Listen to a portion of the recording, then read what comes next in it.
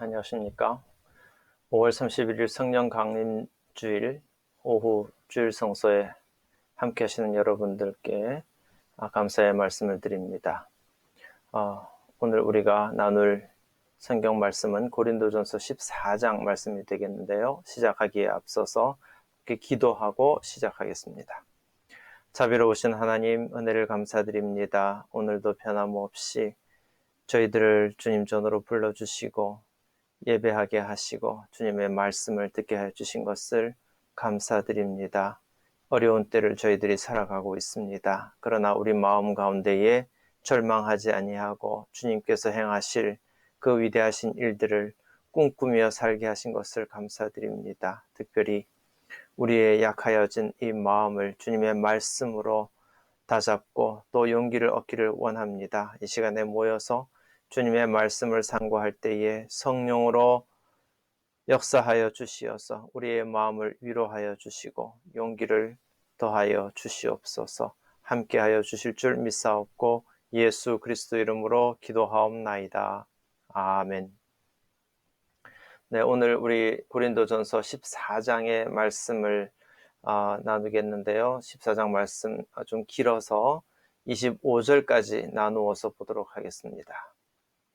특별히 오늘 말씀은 방언과 예언에 대한 말씀이 되겠는데 이 두 가지가 다 성령의 은사들 가운데 하나라고 말할 수 있습니다.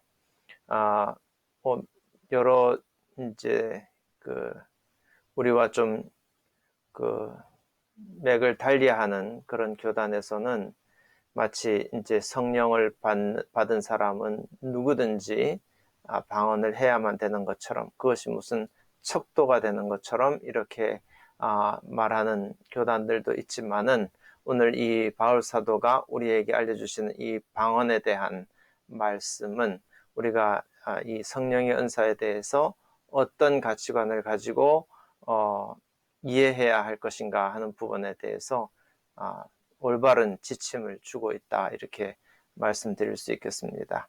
찬찬히 살펴보면서 우리의 어떤 신앙 생활을 한번 돌아볼 수 있는 좋은 기회가 되기를 바랍니다.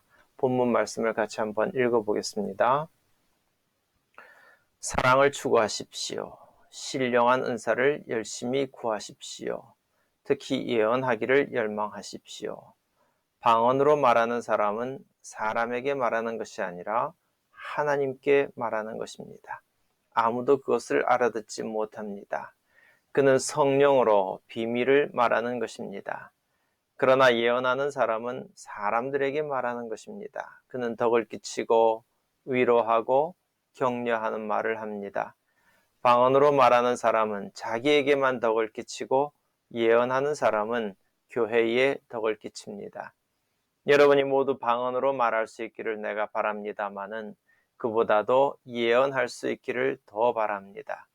방언을 누가 통역하여 교회에 덕을 끼치게 해주지 않으면 방언으로 말하는 사람보다 예언하는 사람이 더 훌륭합니다. 형제자매 여러분, 내가 여러분에게로 가서 방언으로 말하고 계시나 지식이나 예언이나 가르침을 전하는 방식으로 말하지 않는다면 여러분에게 무슨 유익이 되겠습니까?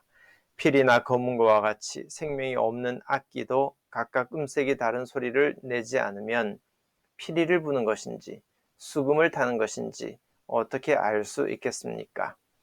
또 나팔이 분명하지 않은 소리를 내면 누가 전투를 준비하겠습니까?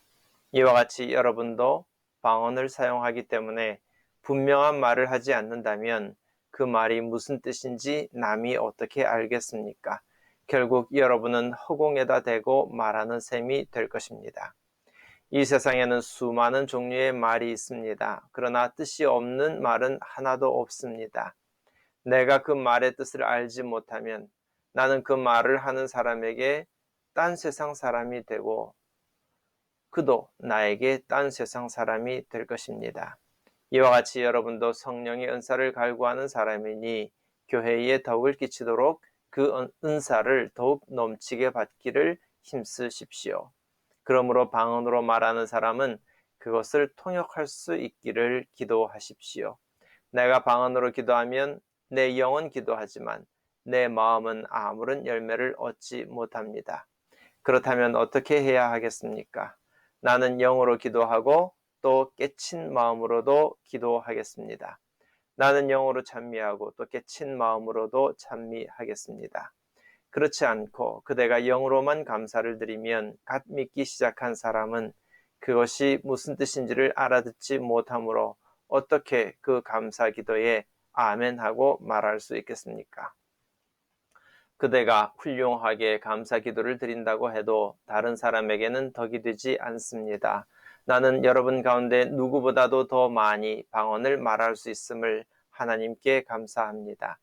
그러나 나는 방언으로 만마디 말을 하기보다도 다른 사람을 가르치기 위하여 나의 깨친 마음으로 교회에서 5마디 말을 하기를 원합니다. 형제 자매 여러분, 생각하는 데는 아이가 되지 마십시오. 악에는 아이가 되고 생각하는 데는 어른이 되십시오. 율법에 이렇게 기록되어 있습니다. 주님께서 말씀하시기를 내가 방언을 하는 사람의 혀와 딴 나라 사람의 입술로 이 백성에게 말할지라도 그들은 나의 말을 듣지 않을 것이다 하셨습니다. 그러므로 방언은 신자들에게 주는 표징이 아니라 불신자들에게 주는 표징이고 예언은 불신자들에게 주는 것이 아니라 신자들에게 주는 것입니다. 온 교회가 한자리에 모여서 모두가 방언으로 말하고 있으면 갓 믿기 시작한 사람이나 믿지 않는 사람이 들어와서 듣고 여러분을 미쳤다고 하지 않겠습니까?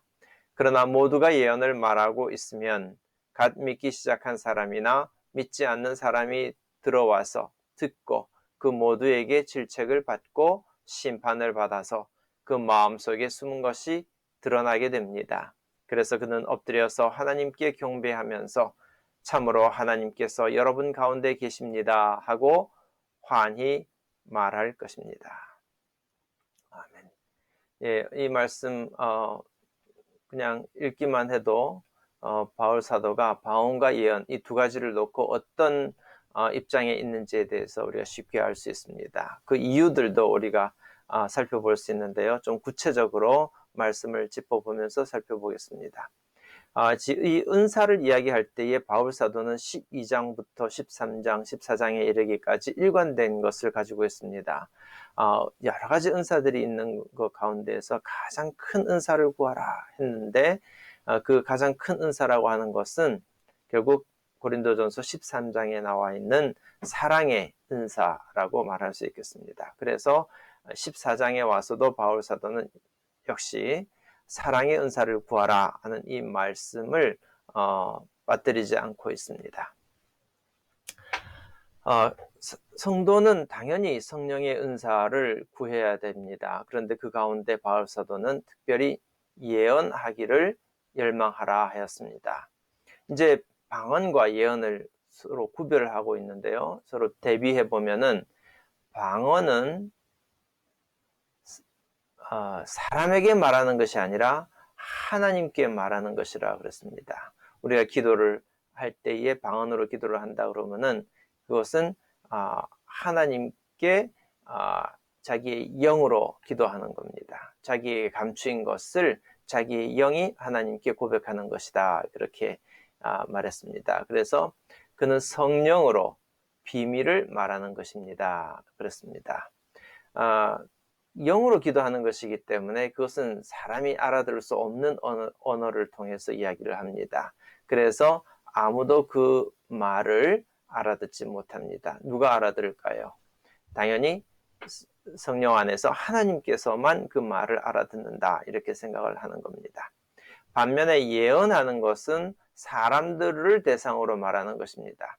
예언이라는 말 자체는 장래에 대한 이야기를 말하는 것으로 1차적인 의미를 갖고 있지만 또 성경은 구약이든지 신약이든지 하나님의 말씀을 전하는 것, 그것을 예언이라고 이야기를 합니다. 그래서 이 예언에 관하여서는 바울 사도가 이야기하기를 덕을 끼치는 것이고 또 위로하는 말이고 그리고 격려하는 말이다 하였습니다. 위로한다는 말은 낙심한 사람들에게 위로를 주는 말이 되겠고요. 격려하는 말은 용기를 주는 말이 되겠습니다. 그렇게 해서 덕을 끼친다고 하는 것은 일으켜 세우는 것을 상징하고 있고요. 그렇지만 방언으로 우리가 기도를 하게 되면 그것은 자기 자신에게만 덕을 끼치는 겁니다. 자기가 영으로 하나님과 소통하기 때문에 방언으로 기도할 때는 자기 자신에게는 그것이 유익하다 하겠습니다. 그러나 예언을 하게 될 때는 자기 자신을 넘어서서 교회 전체에 덕을 끼치는 일이다 라고 이야기를 합니다. 왜냐하면 다른 사람을 대상으로 위로하고 격려하기 때문에 그렇습니다. 바울 사도가 스스로 방언을 할 수 있었을까요? 없었을까요? 바울 사도는 남들보다도 더 많이 본인이 방언을 할 수 있다는 것에 대해서 자랑스럽게 생각을 합니다. 그렇지만 그것을 공개적으로 사용하지는 않았던 것으로 보입니다. 누구든지 방언으로 말할 수 있기를 바라지만은 그러나 방언보다는 예언을 할 수 있으면 더 좋겠다 이렇게 이야기를 합니다. 또 방언을 한다고 한다면 그 방언을 통역해서 그가 어떤 기도를 하는지 다른 사람이 알아들을 수 있게 하고 그렇게 해서 교회에 덕이 되도록 만드는 것이 더 좋겠다 이렇게 이야기를 합니다. 그래서 방언으로 말하는 사람보다 예언하는 사람이 더 훌륭하다 하고 직설적으로 설명을 합니다. 이 방언은 신비한 언어로 하는 거기 때문에 다른 사람들이 못 알아듣습니다. 반면에 계시나 지식이나 예언이나 가르침을 전하는 방식 이렇게 하는 것은 이것은 이성을 가지고서 사람들에게 깨우쳐주는 그런 전달 방식이 되겠습니다. 그렇기 때문에 이 방식은 다른 사람들로 하여금 알게 하기 때문에 유익하지만은 방언은 다른 사람에게 유익이 되지 않는다. 그렇게 설명하고 있습니다. 그래서 9절 말씀을 보면 방언을 사용하기 때문에 분명한 말을 하지 않는다. 방언은 남들이 알아들을 수 없는 분명한 말이 못 된다. 그렇기 때문에 그 말이 무슨 뜻인지 다른 사람이 알 수 없다. 이렇게 이야기를 합니다. 그것은 마치 허공에다 대고 말을 하는 것과 같은 것이 되겠고요. 그래서 내가 하는 그 말의 뜻을 내가 알지 못하면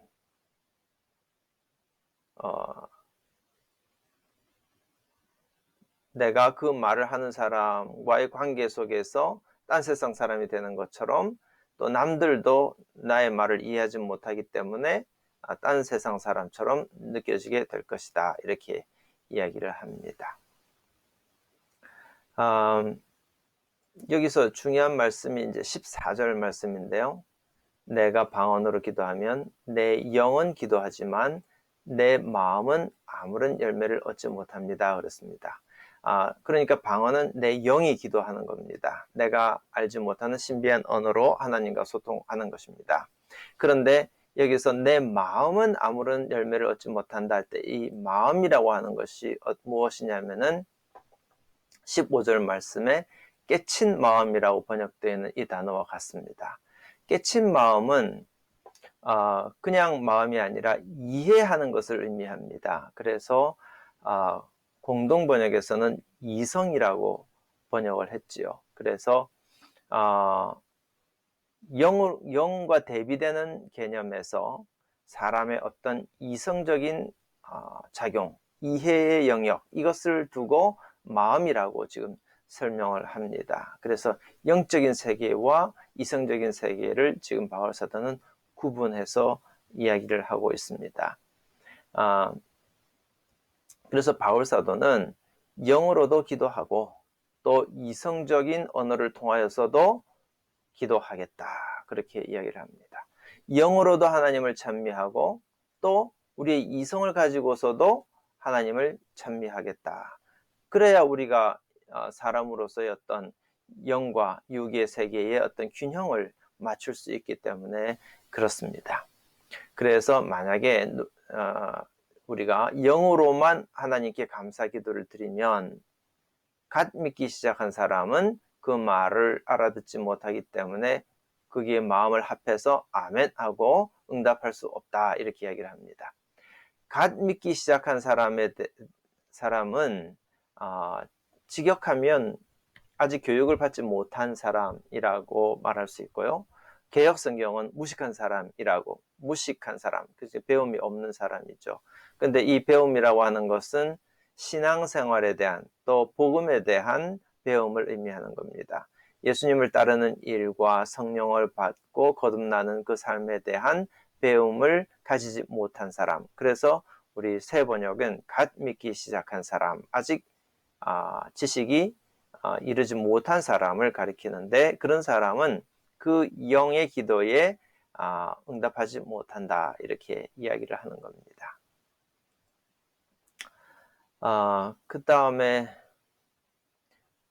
바울 사도는 자기 자신이 그 방언을 할 수 있다고 하는 것에 대해서 하나님께 감사를 드립니다. 하지만은 그건 자기 자신만의 유익을 위한 것이지 다른 사람을 위한 것은 아니기 때문에 만마디 방언으로 말하기보다는 다른 사람을 가르치기 위하여 나의 깨친 마음으로, 즉 이성으로 교회 안에서 5마디 말을 하기를 원합니다. 이렇게 고백합니다. 그러니까 예언하는 것은 우리가 성령의 은사 가운데 하나이긴 하지만은, 그러나 무아지경에서 어떤 초월적인 상태에서 하는 말씀이 아니라 우리가 이성 가운데에서 하나님의 계획을 깨닫고 또 그 하나님의 그 요구를 우리가 이해하면서 가르치는 그런 것을 우리가 예언이라고 말한다 하는 것을 분명히 알 수가 있습니다. 그래서 방언에 집착하는 것은 마치 생각하는 일, 이성으로 판단하는 일에는 어린아이처럼 되는 것과 같다 이렇게 이야기를 하고 있고요.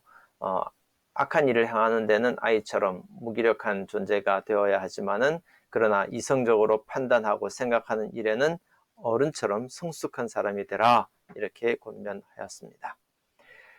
그 다음에 이제 바울 사도가 이제 이 방언이 왜 소용이 없는가 하는 것에 대해서 구약 성경의 말씀을 인용해서 설명을 하는데, 율법에 이렇게 기록이 되어 있습니다. 되어 말하고 있습니다. 이 율법이라는 말은 구약 성경을 의미하는 겁니다. 실제로 인용한 말씀은 예언서의 말씀입니다. 이사야서의 말씀인데요.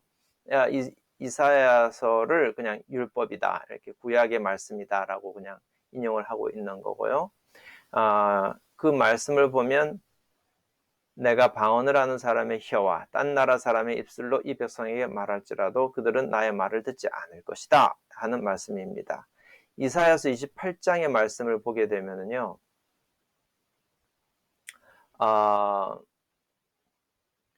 11절에 그러므로 주님께서는 알아듣지 못할 말씨와 다른 나라 말로 이 백성을 가르치실 것이다 이렇게 말씀을 하고 있습니다. 그 이유가 뭐냐면은 하나님께서 예언자들을 통해서 하나님의 그 계획을 알려주셔도 이 사람들은 그 하나님의 말씀을 들으려고 하지 않는 겁니다. 이스라엘 백성들이 아무리 이성적인 말로 알려줘도 들으려고 하지 않기 때문에 오히려 알아듣지 못할 말로 사람들에게 전해주겠다.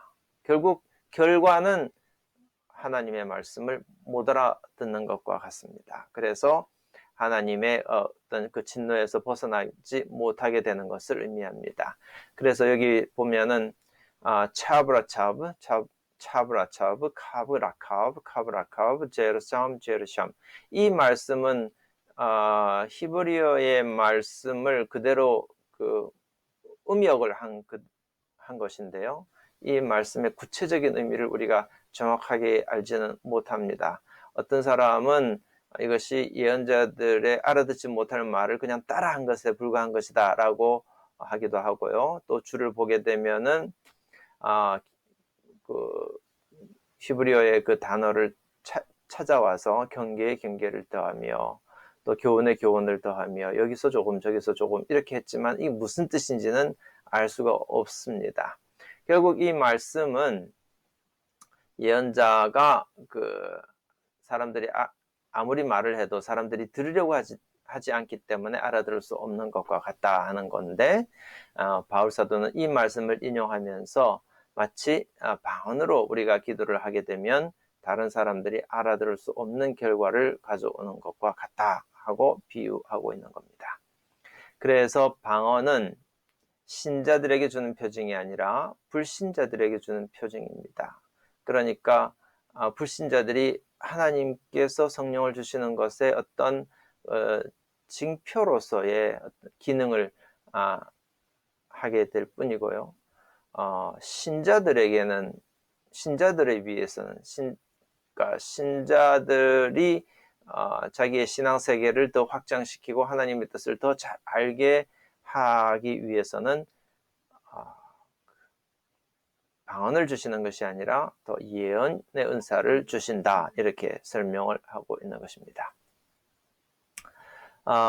만약에 우리 교회 공동체 사람들이 모두가 모여서 방언으로 말하고 있으면, 즉 믿기 시작한 사람, 즉 교회의 어떤 질서에 대해서 알지 못하는 사람이나 믿지 않는 사람들이 와서 보고는 그 말을 전혀 알아들을 수 없기 때문에 여러분들을 미쳤다, 이렇게 말할 뿐일 것입니다. 그러나 예언을 말하고 있으면 이성적인 대화를 하고 있기 때문에 누가 와도 그 말을 알아들을 수가 있고, 또 그 말을 들으면서 질책을 받고 심판을 받아서, 즉 교훈을 깨달아서 자기 마음 가운데 있던 숨은 일들이 드러나게 된다 하였습니다. 즉 하나님을 알지 못하고 예수님을 알지 못해서 선을 행하지 못하던 그 자기 어떤 한계들을 깨달아 알게 되고요. 그렇게 해서 예언을 들은 사람들은 복음을 수용하고 그리스도를 영접하게 된다, 이렇게 설명을 하는 겁니다. 그래서 그 결과물로서 이 모든 사람들이 엎드려서 하나님께 경배하면서 참으로 하나님께서 여러분 가운데 계십니다 하고 고백하게 될 것이다, 이렇게 이야기를 합니다.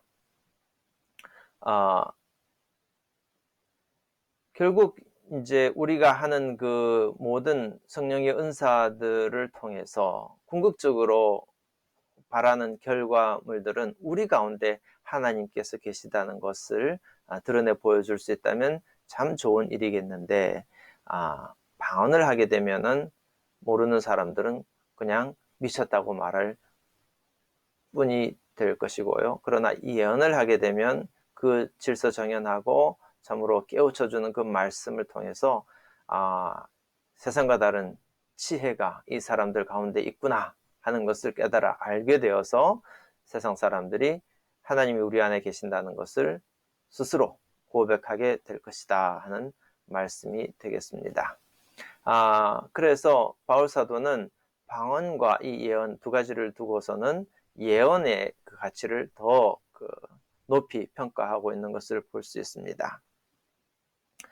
그렇다고 해서 그러면 방언은 의미가 없는 것이겠느냐 하면은 방언의 개념이 조금 바뀐 것을 알 수 있습니다.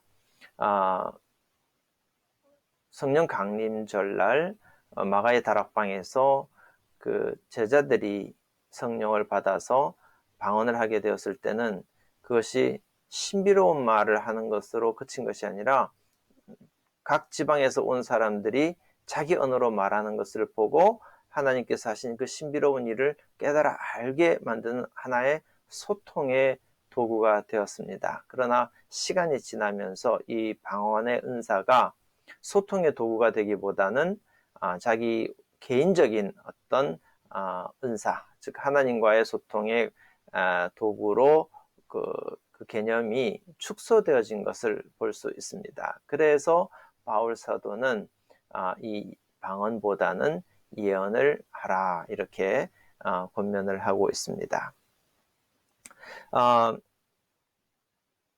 방언이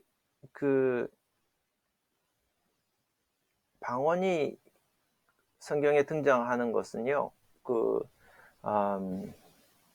사도행전을 보게 되면 베드로가 이방인 고넬료의 집을 찾아갔을 때에 성령께서 임하셔서 고넬료 집안 사람들에게 성령 임해서 방언을 하게 됩니다. 그것을 보고서 베드로는 이 사람들이 아직 세례를 받지 않았는데도 성령을 받아서 방언을 하는 것을 보고 이 사람들에게 우리가 세례를 주지 못할 이유가 없겠구나 이렇게 판단하고 이방인임에도 불구하고 세례를 주게 되었다 하는 그런 기록이 있고요. 그 다음에는 바울 사도가 에베소 교회에 갔을 때 이 사람들은 이미 세례를 받았지만은 아직 성령의 세례를 받지 못해서 방언을 하지 못합니다. 그때에 바울 사도가 이 사람들에게 성령으로 세례를 주고 안수를 하게 되었을 때에 이 사람들이 성령을 입어서 방언을 하게 되었다 하고 기록하고 있는 것을 볼 수 있습니다. 그래서 많은 경우에 성령이 임하게 되었을 때에 표징이 방언을 하는 일들로 드러나게 되기 때문에 많은 사람들이 그 방언을 성령의 은사의 가장 기본적인 척도라고 이렇게 이야기를 하지만은 그러나 또 성경 말씀은 그리스도를 주님으로 고백하는 일 자체가 이미 성령의 역사심으로 이루어지는 일이기 때문에 성도는 누구든지 간에 다 성령을 받은 사람이다 이렇게 규정하고 있습니다. 그래서 이 방언에 대해서는 오늘 바울 사도가 이야기하는 바대로 과연 내가 이 방언을 말하는 것이 교회를 위하여 독이 되느냐 그렇지 못하느냐 하는 것을 기준으로 판단하고 또 활용하는 것이 좋겠다 이렇게 결론 지을 수 있겠습니다. 자, 그럼 이제 문제를 통해서 오늘 말씀을 다시 한번 살펴보겠습니다. 빈칸을 보면은 제일 먼저 바울 사도는 사랑을 추구하라고 하였지요.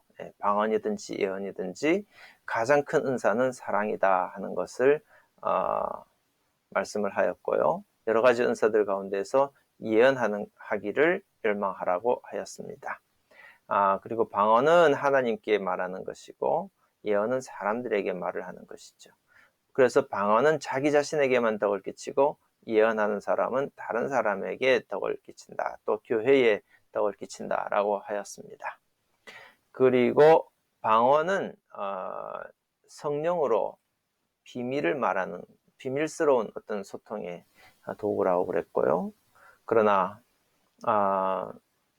예언은 다른 사람에게 가르침을 전하는 방식으로, 즉 이성적인 방법으로 하나님의 일을 말하는 것이다. 이렇게 설명을 하고 있습니다.